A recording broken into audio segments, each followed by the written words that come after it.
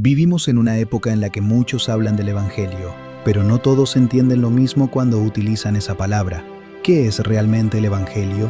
Algunos ponen el énfasis en la justicia social, otros en la nación, la prosperidad, la razón, una esperanza para todos o las emociones.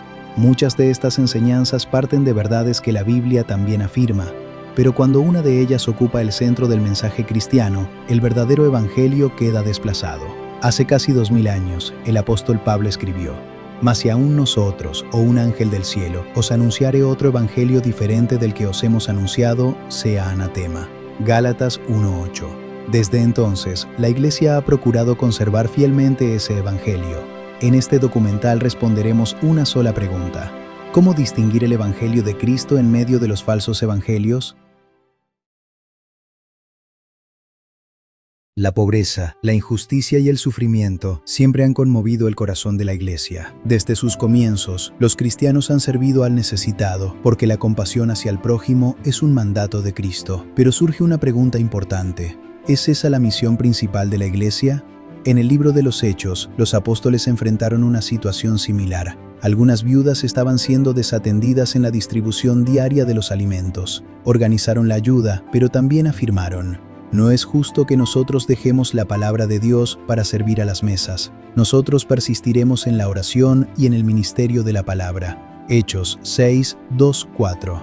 La Iglesia está llamada tanto a servir al prójimo como a anunciar el Evangelio, pero no con la misma prioridad. Cuando la transformación social ocupa el centro de la predicación, surge lo que conocemos como el Evangelio social y, en algunas de sus expresiones, la teología de la liberación. Ambos parten de una preocupación legítima por la justicia y los pobres. Sin embargo, el problema comienza cuando el pecado deja de entenderse principalmente como rebelión contra Dios y pasa a identificarse casi exclusivamente con la injusticia, la opresión o las estructuras sociales. Como consecuencia, el perdón de los pecados deja de ocupar el centro de la predicación y la proclamación del Evangelio es sustituida por el activismo y la transformación social. La justicia y el servicio al prójimo son frutos del Evangelio, pero no constituyen el Evangelio mismo. Cristo envió a su Iglesia a anunciar el perdón de los pecados mediante la predicación de la palabra y la administración de los sacramentos.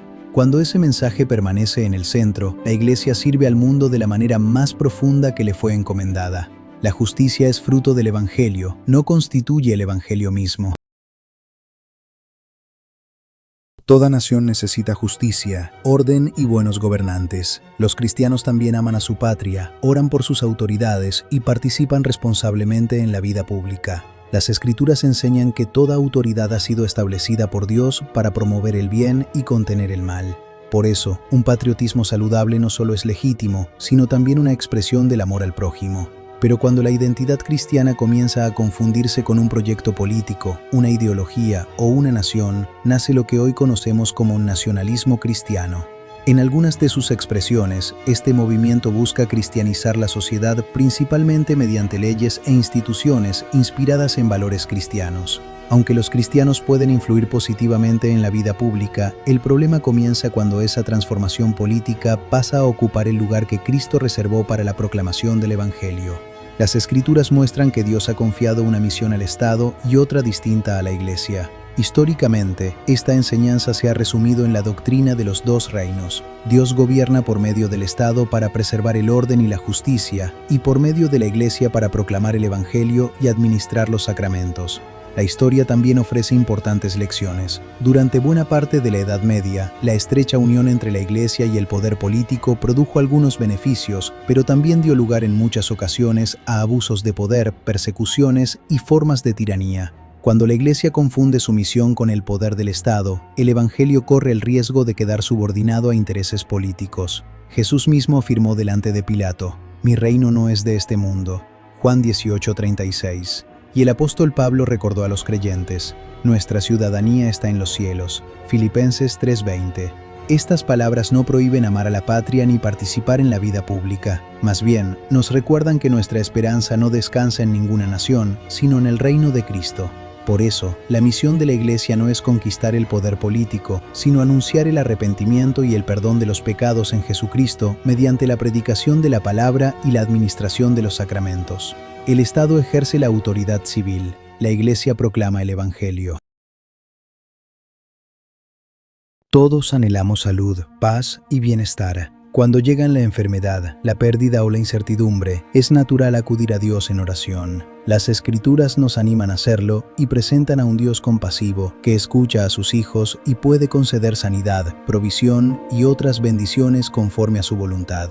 Pero surge una pregunta importante: ¿qué promete realmente el Evangelio? La teología de la prosperidad parte de una verdad importante: Dios ama a sus hijos y puede bendecirlos abundantemente. El problema comienza cuando esas bendiciones temporales ocupan el centro del Evangelio y la salud, la riqueza o el éxito se presentan como las principales evidencias del favor de Dios. En algunas iglesias, la predicación se centra en promesas de prosperidad, sanidad y éxito personal. Incluso se enseña que una fe suficientemente grande, una confesión positiva o una ofrenda especial traerán esas bendiciones, mientras que el sufrimiento o la escasez se interpretan como señales de una fe deficiente. Sin embargo, las Escrituras nunca presentan la prosperidad como la medida de la fe. Jesús llamó a sus discípulos a tomar su cruz y seguirle. Pablo escuchó del Señor: «Bástate mi gracia», 2 Corintios 12:9. Y también escribió: «A vosotros os es concedido, no solo que creáis en Él, sino también que padezcáis por Él». Filipenses 1:29. Esto no significa que el cristiano deba buscar el sufrimiento, ni dejar de orar por sanidad o procurar mejorar su situación económica. Significa que la fe descansa en Cristo, aun cuando esas bendiciones no lleguen en esta vida. Históricamente, el cristianismo bíblico y confesional ha resumido esta diferencia en el contraste entre la teología de la gloria y la teología de la cruz. La primera identifica el favor de Dios principalmente con el éxito y la prosperidad. La segunda reconoce que Dios permanece fiel a sus promesas aún en medio de la cruz. La mayor bendición del Evangelio no es la prosperidad temporal, sino el perdón de los pecados y la vida eterna.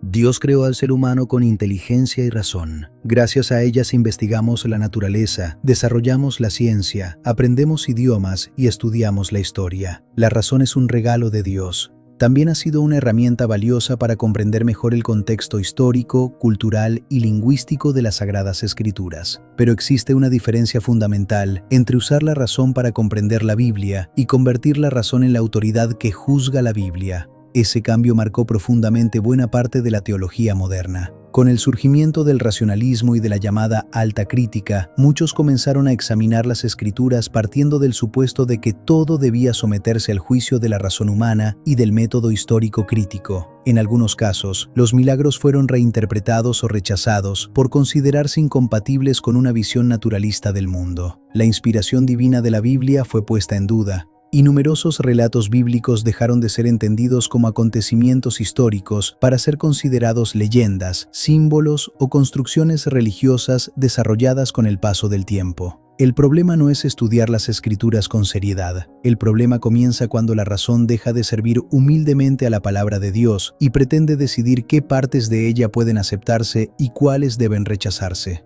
Entonces la autoridad ya no reside en Dios, reside en el ser humano. Sin embargo, el cristianismo histórico ha sostenido que la razón es un don precioso pero limitado. Puede ayudarnos a comprender la Escritura. No fue creada para decidir qué partes de ella son verdaderas y cuáles no. Como escribió el apóstol Pablo: destruyendo argumentos y toda altivez que se levanta contra el conocimiento de Dios y llevando cautivo todo pensamiento a la obediencia a Cristo. 2 Corintios 10:5. Y el profeta Isaías recuerda: porque mis pensamientos no son vuestros pensamientos, ni vuestros caminos mis caminos, dice el Señor. Isaías 55, 8-9. La fe cristiana no es irracional, pero reconoce que la razón humana no puede colocarse por encima de la revelación de Dios. La razón sirve a la Escritura, no gobierna sobre ella. Cuando la razón ocupa el lugar que pertenece a la palabra de Dios, el Evangelio termina dependiendo del juicio cambiante del ser humano. Pero cuando la razón se pone al servicio de las Escrituras, puede convertirse en una valiosa herramienta para comprender con mayor profundidad la verdad que Dios ha revelado en Jesucristo. Pocas verdades son tan hermosas como esta. Dios ama al mundo. Por eso envió a su Hijo para salvar a los pecadores. Cristo murió por todos, y su sacrificio es suficiente para toda la humanidad. Ese anuncio ha llevado esperanza a millones de personas a lo largo de la historia. Pero surge una pregunta importante. ¿Significa esto que todos serán salvos, crean o no en Cristo? El universalismo parte de una de las verdades más hermosas del Evangelio, el amor de Dios por el mundo. El problema comienza cuando ese amor se interpreta como una garantía de salvación para toda la humanidad, independientemente de la fe en Cristo. Las Escrituras afirman con claridad que la salvación es un regalo de la gracia de Dios recibido por la fe en Jesucristo. Jesús dijo: «Yo soy el camino, y la verdad, y la vida. Nadie viene al Padre sino por mí». Juan 14:6. Y también declaró: «El que cree y es bautizado será salvo, pero el que no crea será condenado». Marcos 16:16. Estas palabras pueden resultar difíciles para nuestra sensibilidad. Sin embargo, la misión de la Iglesia no es modificar el mensaje de Cristo, sino proclamarlo con fidelidad y con amor. Precisamente porque Dios desea la salvación de todos, la Iglesia anuncia el Evangelio a todas las personas y llama a todos al arrepentimiento y a la fe. Nuestra esperanza no descansa en lo que deseamos que Dios haya dicho, descansa en lo que Dios ha revelado en Jesucristo. El Evangelio anuncia una esperanza para todos, no la certeza de una salvación sin Cristo. Todos necesitamos esperanza. Necesitamos saber que somos amados, perdonados y aceptados por Dios. También deseamos vivir una vida buena, hacer el bien y agradarle con nuestras acciones. Las Escrituras hablan de una nueva vida en Cristo y llaman a los creyentes a crecer en santidad. Pero surge una pregunta importante. ¿Dónde descansa realmente nuestra seguridad delante de Dios? El llamado Evangelio de la autoestima y la moralidad parte de deseos legítimos. Recordarnos que tenemos valor, procurar una vida moral y cultivar una relación personal con Dios son cosas buenas. Sin embargo, el problema comienza cuando la fe llega a medirse por la intensidad de nuestras emociones y sentimientos o por nuestro desempeño moral. En algunos cultos, la música y el orden de la adoración están orientados principalmente a producir una experiencia emocional, mientras que la predicación puede terminar pareciéndose más a una charla motivacional que a la proclamación del arrepentimiento y el perdón de los pecados en Jesucristo. Al mismo tiempo, el énfasis suele recaer en lo que debemos hacer por Dios, reduciendo la vida cristiana a una lista de normas, principios o comportamientos morales. Entonces, el éxito del culto puede llegar a medirse principalmente por cuánto nos emocionó, cuánto nos motivó o cómo nos hizo sentir, en lugar de por la fidelidad con que fueron proclamados el arrepentimiento y el perdón de los pecados y administrados la palabra y los sacramentos. Las emociones, sentimientos y las buenas obras no son malas. Al contrario, ambas forman parte de nosotros y de la vida cristiana. El problema surge cuando se convierten en el centro del mensaje. Históricamente, el cristianismo bíblico y confesional ha distinguido cuidadosamente entre la ley y el Evangelio. La ley revela nuestro pecado y nos muestra la santa voluntad de Dios para nuestra vida. El Evangelio, en cambio, anuncia lo que Cristo ya hizo por nosotros para nuestra salvación. Por eso, las Escrituras enseñan que nuestra certeza no descansa en lo que sentimos ni en lo que hacemos, sino en lo que Dios hizo por nosotros en Jesucristo. Nuestra fe puede fortalecerse o debilitarse. Nuestras emociones cambian. Nuestra obediencia es siempre imperfecta, pero las promesas de Dios permanecen firmes. Por eso, el Señor no nos invita a mirar constantemente hacia nuestro interior, sino hacia Cristo, quien murió y resucitó por nosotros, y continúa fortaleciéndonos por medio de su palabra y de los sacramentos, donde hoy nos entrega el perdón de los pecados, la vida y la salvación que ganó para nosotros en la cruz. El Evangelio no comienza con lo que hacemos por Dios, sino con lo que Dios hizo por nosotros en Jesucristo. A lo largo de este documental, hemos visto que muchas enseñanzas utilizan la palabra evangelio. Algunas ponen el énfasis en la justicia social, otras en el patriotismo, la prosperidad, la razón o la motivación y experiencia emocional. Sin embargo, cuando cualquiera de esas cosas ocupa el centro del mensaje cristiano, el verdadero evangelio queda desplazado. Entonces, ¿qué es el verdadero evangelio? El evangelio es la buena noticia de que Dios actuó en la historia para salvar a los pecadores. Por medio de su palabra, Dios nos muestra nuestro pecado y nos llama al arrepentimiento. En Jesucristo encontramos el perdón de los pecados, la vida y la salvación, dones que hoy continúa entregándonos por medio de la predicación del Evangelio, el santo bautismo y la Santa Cena. Ese es el mensaje bíblico que la Iglesia ha proclamado desde los tiempos apostólicos y que continúa anunciando hasta hoy. Solo cuando conocemos el verdadero evangelio podemos distinguir los falsos evangelios. Por eso, el apóstol Pablo nos advierte: Mas si aún nosotros, o un ángel del cielo, os anunciare otro evangelio diferente del que os hemos anunciado, sea anatema. Gálatas 1:8. Que Dios nos conceda permanecer siempre firmes en ese evangelio, y con la Iglesia de todo tiempo y de todo lugar confesamos: Gloria sea al Padre, y al Hijo, y al Espíritu Santo, como era en el principio, es ahora y será siempre, por los siglos de los siglos. Amén.